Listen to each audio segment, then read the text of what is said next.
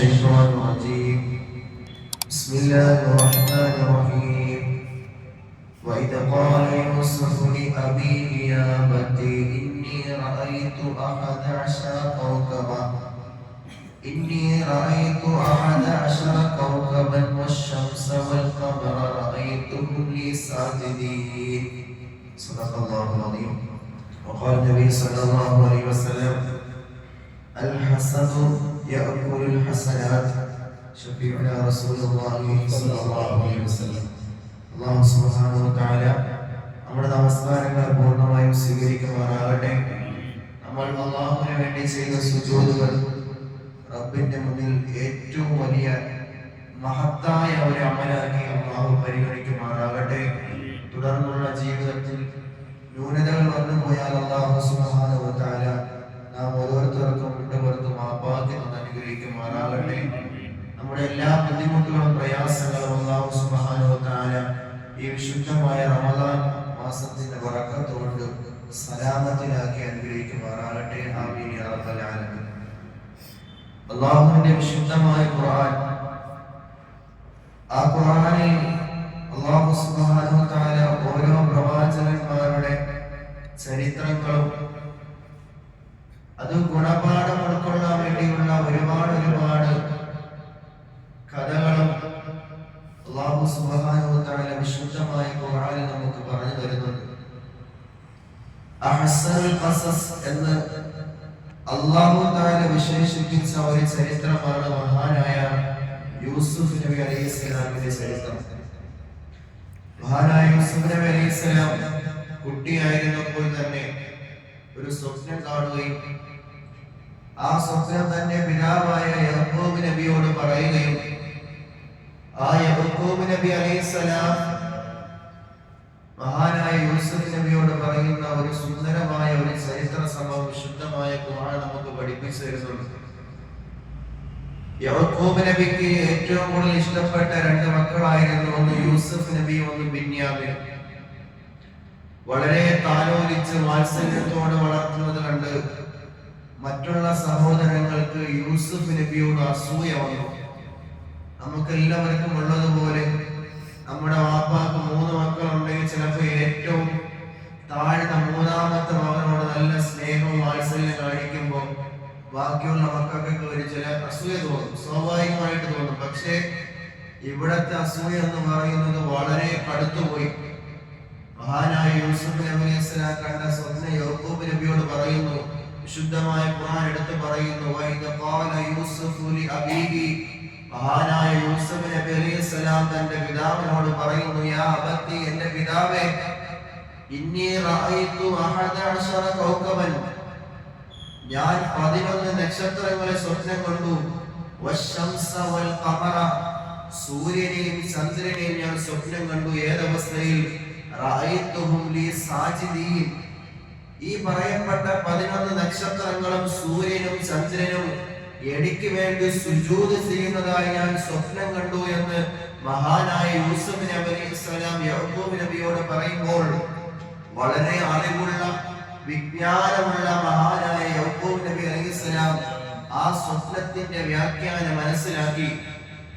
വളർന്നു വരുന്ന എന്റെ മകൻ യൂസുഫിനെ അല്ലാഹു സുബ്ഹാനഹു വ തആല പിന്നീട് വലിയ പദവി നൽകുമെന്നും ആ 11 നക്ഷത്രങ്ങൾ എന്നുള്ളത് എന്റെ മക്കളാണെന്നും സൂര്യനും ചന്ദ്രനും മഹാനായ യൂസുഫ് നബിയുടെ മാതാപിതാക്കളായ, അതായത് ഞാനും എന്റെ ഭാര്യയുമാണെന്ന് മനസ്സിലാക്കിയ യാക്കൂബ് നബി അലൈഹിസ്സലാം യൂസുഫ് നബിയോട് പറയുന്നു, മോനെ, അതും വിശുദ്ധമായ ഖുർആൻ എടുത്ത് പറയുന്നു, യാ ബുനയ്യ, പൊന്നുമോനെ, ലാ തഖ്സുസ് റുയാക, നീ നിന്റെ സ്വപ്നം അലാ ഇഖ്വതിക, നിന്റെ സഹോദരങ്ങളോട് നീ പറയില്ലേ.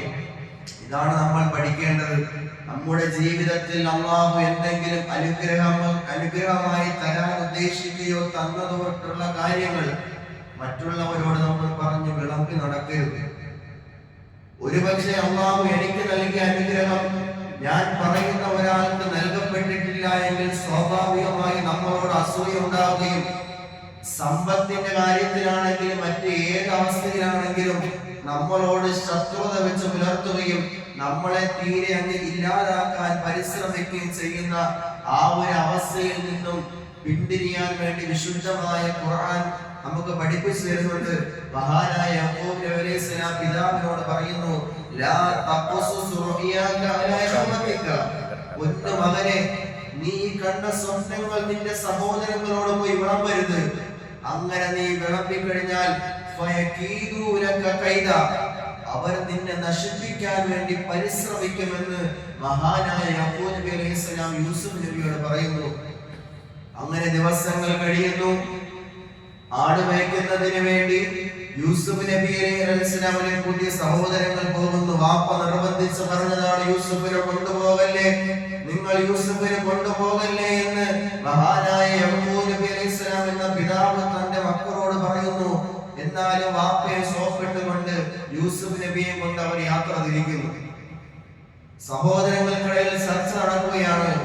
ഒന്നുകിൽ യൂസുഫിനെ കൊല്ലണം, ഇല്ലെങ്കിൽ ഏതെങ്കിലും നാട്ടിൽ കളഞ്ഞിട്ട് തിരിച്ച് വാപ്പയുടെ അടുക്കിലേക്ക് പോകണം. കൊല്ലാനായിട്ട് അവർക്ക് തീരുമാനമുണ്ടായില്ല. എന്തായാലും സ്വന്തം ചോരപ്പിറപ്പായതുകൊണ്ട് അവർക്ക് യൂസുഫ് നബിയെ കൊല്ലാനുള്ള മനസ്സ് വന്നില്ല. പക്ഷേ അവർ യൂസുഫ് നബിയെ കളയാൻ വേണ്ടി, നിക്ഷേപിക്കാൻ വേണ്ടി തീരുമാനിക്കുകയും ആ യാത്രയിൽ കണ്ട ഒരു കിണറ്റിൽ മഹാനായ യൂസുഫ് നബിയെ നിക്ഷേപിക്കുകയും ചെയ്തു. അള്ളാഹുവിന്റെ സഹായം എന്ന് വേണം പറയാൻ. മറ്റൊരു യാത്രാ സംഘം അതുവഴി വരികയും ദാഹമുണ്ടാവുകയും വെള്ളം അന്വേഷിക്കുന്നതിന് വേണ്ടി അവർ പല ഭാഗത്തുമായി തിരിഞ്ഞപ്പോൾ അള്ളാഹു അവർക്ക് ആ കിണർ കാണിച്ചു കൊടുക്കുകയും ആ കിണറ്റിൽ ഒരു കുട്ടിയുടെ ശബ്ദം കേൾക്കുകയും അങ്ങനെ അവരെല്ലാവരും കൂടി ആ കുട്ടിയെ പൊക്കിയെടുത്ത് അവരുടെ യാത്രാ സംഘത്തിലോട്ട് അവർ കൊണ്ടുപോകുന്നു. അങ്ങനെ അവർ ഈജിപ്തിൽ എത്തുകയും ഈജിപ്തിൽ മഹാനായ യൂസുഫ് നബിയെ അവർ അടിമയായി വിൽക്കുകയും ചെയ്തു. അങ്ങനെ വർഷങ്ങൾ കഴിഞ്ഞ് അന്ന് മുതലേ ഒരുപാട് പരീക്ഷണങ്ങളും പ്രയാസങ്ങളും താണ്ടി കേവലം മഹാനായ യൂസുഫ് നബി അലൈഹിസ്സലാം സൗന്ദര്യത്തിൽ വിശുദ്ധമായ ഖുർആനും ഹദീസുകളും എടുത്തു പറയുന്നു. യൂസുഫ് നബിയുടെ സൗന്ദര്യം എന്ന് പറയുന്നത് ഒരു വല്ലാത്ത ഒരു സൗന്ദര്യമാണ്. കാണുന്നവർ പോലും അത്ഭുതപ്പെട്ടു പോയി നിന്ന് നോക്കുന്ന ഒരു സൗന്ദര്യ പ്രകൃതമാണ് യൂസുഫ് നബിക്കുള്ളത്. അങ്ങനെ യൂസുഫ് നബിയെ മോശമായ പ്രവർത്തനങ്ങൾക്ക് ഏർപ്പെടുത്താൻ വേണ്ടി ശ്രമിക്കുകയും അതിൽ നിന്നും അള്ളാഹുവിനെ ഭയന്നതിന്റെ മേൽ മാറി നിന്ന അടിസ്ഥാനത്തിൽ കള്ളക്കേസ് ചുമത്തിക്കൊണ്ട് യൂസുഫ് നബിയെ എന്ത് ചെയ്തു? ജയിലിലേക്ക് അടയ്ക്കുവാൻ വേണ്ടി തീരുമാനിച്ചു. നമുക്കറിയാം യൂസുഫ് നബിയുടെ സുലേഖ ബീവിയുടെ ചരിത്രങ്ങൾ. അങ്ങനെ അതൊക്കെ കഴിഞ്ഞ് വർഷങ്ങൾ കഴിഞ്ഞ് മോചിതനായി അവസാനം ഈജിപ്തിന്റെ ഭരണാധികാരിയായി മഹാനായ യൂസുഫ് നബി ആ സ്വപ്നം കണ്ടതുപോലെയുള്ള പദവിയിലേക്ക് അല്ലാഹു എത്തിക്കുന്നു. തന്റെ സഹോദരങ്ങളുടെ നാട്ടിൽ ക്ഷാമം വന്നപ്പോൾ ആ സഹോദരങ്ങൾ മുഴുവൻ ഈജിപ്തിലേക്ക് യാത്ര തിരിച്ചു. എന്തെങ്കിലും ഭക്ഷണങ്ങൾ ലഭിച്ചാൽ അതുകൊണ്ട് തിരിച്ചു പോകാമെന്ന രീതിയിൽ അവസാനം അവർ സഹോദരങ്ങൾ മുഴുവനും യൂസുഫ് നബിയുടെ അടുക്കൽ വന്നു. യൂസുഫ് നബിക്ക് തന്റെ സഹോദരങ്ങളെ തിരിച്ചറിഞ്ഞു. സഹോദരങ്ങൾ യൂസുഫ് നബിയെ തിരിച്ചറിഞ്ഞു. നമ്മുടെ ജീവിതം ഇന്നത്തോടുകൂടി അവസാനിക്കാൻ പോകുന്നു എന്ന് തീരുമാനിച്ച സഹോദരങ്ങളുടെ മുമ്പിൽ മഹാനായ യൂസുഫ് നബി അലൈഹിസ്സലാം പറയുകയാണ്, ലാ തസ്രിബ്, നിങ്ങൾ വിഷമിക്കേണ്ട, ഇന്നേ ദിവസം നിങ്ങൾ ഒരു കുറ്റക്കാരുമല്ല, നിങ്ങളുടെ പാപങ്ങൾ അല്ലാഹു പുറത്തു തന്നിരിക്കുന്നു എന്ന് മഹാനായ യൂസുഫ് നബി അലൈഹിസ്സലാം തന്റെ സഹോദരങ്ങളോട് പറഞ്ഞ ചരിത്രം സൂറത്തുൽ ഖസസിൽ എടുത്തുച്ചരിക്കുന്നുണ്ട്. അല്ലാഹു സുബ്ഹാനഹു വ തആല കാര്യങ്ങൾ മനസ്സിലാക്കാനുള്ള തൗഫീഖ് നൽകി അനുഗ്രഹിക്കുമാറാകട്ടെ. ആ പദവിയിൽ ഇരുന്നിട്ട് പോലും തന്റെ സഹോദരങ്ങളെ കൊല്ലാനുള്ള അധികാരം ഉണ്ടായിട്ട് പോലും തന്റെ സഹോദരങ്ങൾക്ക് വിട്ടുവീഴ്ചയുടെ മനോഭാവം, കാരുണ്യത്തിന്റെ പ്രവർത്തനം നടത്തിയ മഹാനായ യൂസുഫ് നബി അലൈഹിസ്സലാം. അല്ലാഹുവിന്റെ റസൂൽ പറയുന്നു, യൂസുഫ് നബിയും അസൂയയും കൊണ്ട് നടന്നിരുന്നുവെങ്കിൽ അല്ലാഹു ഒരുപക്ഷേ ഈ ഒരു പദവിയിലേക്ക് യൂസുഫ് നബി എത്തിക്കുമായിരുന്നില്ല. കാരണം അല്ലാഹുവിന്റെ റസൂൽ സഹാബത്തിന് പഠിപ്പിച്ചു കൊടുക്കുന്നു, അൽ ഹസദു യഅകുലുൽ ഹസനാത്ത്. അസൂയ എന്ന് പറയുന്നത് നമ്മുടെ നന്മകളെ അത് കാരണതെന്നും എത്രത്തോളം എന്നാൽ വിറകിനെ തീ കാണുന്നതെന്നും പോലെ നമ്മുടെ നന്മയായ പ്രവർത്തനങ്ങളെ അസൂയ കാണുന്നതെന്നുമെന്ന് ശഫീഉനാ റസൂലുള്ളാഹി സ്വല്ലല്ലാഹു അലൈഹി വസല്ലം. അതുകൊണ്ട് ജീവിതത്തിൽ ആരോടും അസൂയയോ ശത്രുതയോ വെക്കാതെ യഥാർത്ഥ മനുഷ്യനായി പരസ്പര സ്നേഹത്തോടെ സഹകരണത്തോടെ കാരുണ്യത്തോടെ ജീവിക്കാൻ അല്ലാഹു സുബ്ഹാനഹു വ തആല തൗഫീഖ് നൽകി അനുഗ്രഹിക്കുമാറാകട്ടെ. വിശുദ്ധമായ ഖുർആനിലെ ചരിത്രങ്ങളും സംഭവങ്ങളും പഠിച്ച് മനസ്സിലാക്കി അതിൽ പാഠം ഉൾക്കൊണ്ട് യഥാർത്ഥ സത്യവിശ്വാസിയായി ജീവിച്ച് റബ്ബിനെ നേരിട്ട് കാണാൻ അല്ലാഹു നാം ഓരോരുത്തർക്കും തൗഫീഖ് നൽകി അനുഗ്രഹിക്കുമാറാകട്ടെ. ആഖിറ ദുആഇ അൽഹംദുലില്ലാഹി റബ്ബിൽ ആലമീൻ. അസ്സലാമു അലൈക്കും വറഹ്മത്തുള്ളാഹി വബറകാതുഹു.